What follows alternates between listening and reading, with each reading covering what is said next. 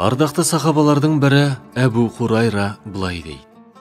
Бір күн Алланың елшісі саллаллаху алейхи уассалам мешітке келді де бір шетіне отырды. Біз де оның жан-жағында қатарлас отырған болатынбыз.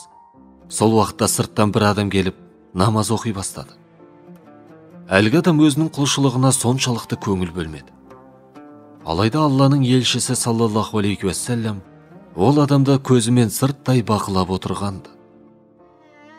Намазын оқып болдау деген уақытта пайғамбарымыз намаз оқыған адамның жанына барып алдымен сәлем берді.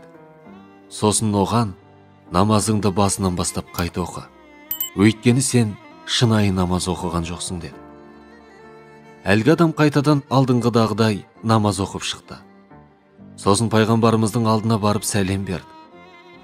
Сәлемін алған Хазіреті пайғамбар тағы да барып намазыңды қайтадан бастап оқы.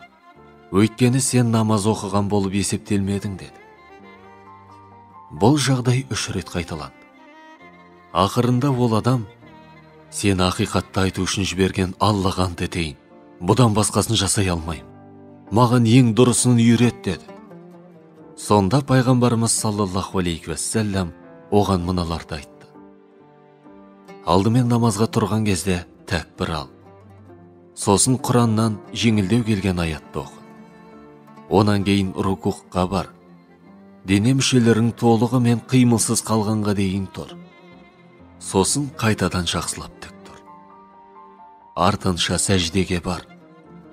Бүкіл дене мүшелерің қимылсыз қалғанша сәжде қыл.